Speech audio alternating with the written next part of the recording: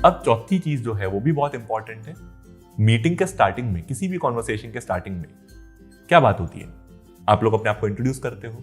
तो जब आप अपने आप को इंट्रोड्यूस करते हो तो लोगों को पता ही नहीं अपने आप को इंट्रोड्यूस कैसे करें। स्पेशली जो कॉलेज में स्टूडेंट्स होते हैं, हमारा जो भी सीनियर्स वगैरह के साथ इंटरेक्शन होता है, उसमें हमें एक सेट फॉर्मेट रटवा दिया जाता है कि ऐसा मुझे क्या रटवाया गया था कि अपने बारे में बेसिक इन्फॉर्मेशन दो। So I used to say something like कि my name is Aditya Bose, my father's name is Mr Himanshu Bose, my mother's name is Mrs Shikha Bose, I studied in this school, this much percentage I got. अब problem इसमें पता है क्या है? हर कोई किसी न किसी स्कूल में पढ़ा है, हर किसी की कोई ना कोई परसेंटेज आई है। आप अपने बारे में वही बता रहे हो जो मुझे किसी भी दूसरे बंदे या इंसान में मिल सकता है। तो आपको अपने बारे में कुछ यूनिक बताना है सिचुएशन के हिसाब से। अब अगर मैं प्रोफेशनल कॉन्टेक्स्ट में बात करूँ, ये क्या क्या चीजें हो सकती है, तो इसके लिए मैंने एक फॉर्मेट डेवलप किया है। आप चाहे तो इस फॉर्मेट को नोट कर सकते हैं या प्रैक्टिस कर सकते हैं। फॉर्मेट क्या है कि first you start with something that is your identifier, कि आपको लोग उस नाम से या उस पहचान से रिलेट कर सके। तो मैं क्या बोलता हूँ, मैं अपनी नाम, सिटी और बेसिकली बैकग्राउंड के बारे में थोड़ा बहुत बता देता हूँ। I can say something like, hi my name is Aditya Bose, I am a Bengali by mother tongue but I have spent my whole life in Delhi.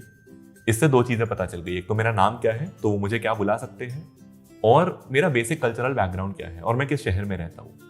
तो कहीं ना कहीं अगर मैं एक जॉब के लिए अप्लाई कर रहा हूँ, उन्हें मेरी लोकेशन का भी आइडिया हो गया कि ये बंदा कहाँ तक ट्रैवल कर सकता है। अब इसके बाद मैं अपने बारे में यूनिक चीजें बताऊंगा। क्या क्या यूनिक चीजें हो सकती है? Maybe I start with my strengths, कि my strengths are that I am an ambitious, determined and hard working person. ज्यादा लंबा नहीं खींचना है स्टेटमेंट को, मैंने 3 शब्दों में कवर कर लिया। आप चाहे तो 4 या 5 शब्द अटैच कर सकते हैं। उसके बाद बात आती है कि आप इन स्ट्रेंथ्स के जरिए अपने किस पैशन को पूरा कर रहे हैं। अगर आपने अपना पैशन डिस्कवर नहीं किया है तो आप अपने प्रोफेशनल सेंस में लाइकिंग बता सकते हैं। तो मैं ऐसे बोलता हूं कि I am passionate about education and entrepreneurship. Again 2 second लगे इस लाइन को बोलने में, और 2 ही मेरे पैशन है, मैंने उसके बारे में बता दिया। और चाहे तो आप इसमें एक लाइन भी ऐड कर सकते हैं कि आप उस पैशन के जरिए क्या करना चाहते हैं या क्या कर सकते हैं। सो मैं ऐसे भी बोल सकता हूँ कि my passions are education and entrepreneurship and I can talk about them at length with anyone. ऐसा कुछ एक बेसिक फिलर आप यूज कर सकते हैं। उसके बाद आप बताइए कि आपका मिशन इन लाइफ क्या है, आप अपनी जिंदगी में क्या अचीव करना चाहते हैं अपने प्रोफेशनल करियर के जरिए। अब जैसे मेरे लिए है, आपको दिख गया होगा वीडियो के जरिए आपको पढ़ा रहा हूँ और करियर काउंसलिंग करता हूँ स्टूडेंट्स की। तो मेरा मिशन क्या है? My mission is to make a positive impact in this education system through my skills and abilities which I will continue developing. तो आपने इस तरीके से अपना कीनेस टू लर्न भी दिखा दिया और ये भी दिखा दिया कि आप इस पैशन के जरिए और इस स्ट्रेंथ के जरिए क्या अचीव करना चाहते हैं। उसके बाद आप अपने पर्सनैलिटी में एक दूसरा एस्पेक्ट बता सकते हैं जो आपके प्रोफेशनल लाइफ से जरा सा अलग हो। समथिंग लाइक योर हॉबीज, कि my hobbies are playing cricket, watching cricket, doing mimicry of Bollywood actors, also watching and playing football and listening to music. अब इसमें मैंने चालाकी से क्या किया, मैंने कुछ ऐसी चीजें भी बताई जो मैं कर सकता हूँ। होता क्या है कि कुछ लोग बोल देते हैं listening to music, eating, sleeping, चलिए ये तो मत बोलिएगा, बट पॉइंट इज कि आप अगर बताते हैं अब दूसरों को अपने हॉबीज के बारे में तो वो सिर्फ कंजम्पशन ओरिएंटेड नहीं होने चाहिए।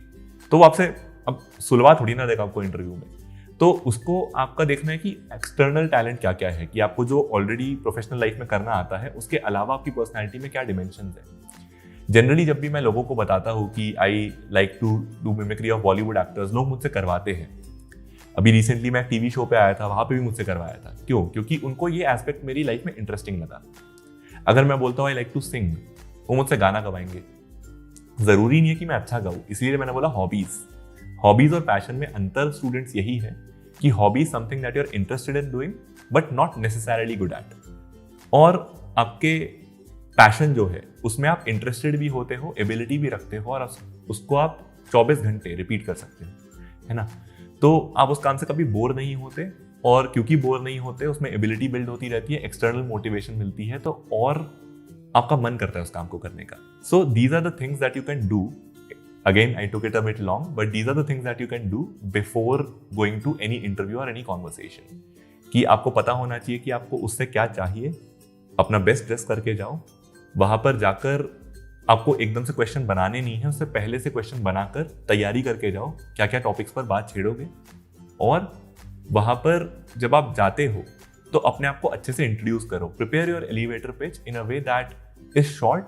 ऐसा भी नहीं करना कि अपनी जीवन गाथा सुना दी, but at the same time it has to be short, concise yet explanatory of what you have done and what you are here for.